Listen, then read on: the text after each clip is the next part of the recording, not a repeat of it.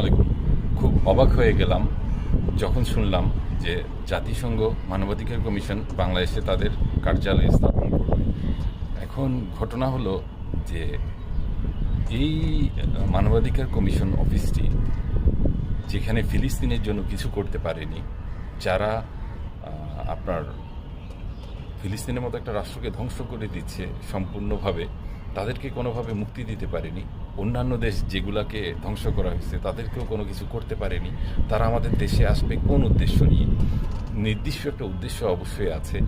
তো আমরা যদি নাগরিকরা সোচ্চার না হই এবং আমাদের দেশকে আসলে ঠিকঠাক মতো সোজা রাস্তায় রাখতে না পারি, তো সেই ক্ষেত্রে আমার মনে হচ্ছে না, আমার একটা মনের মধ্যে আকুতি একটা খারাপ ইন্ধন হচ্ছে।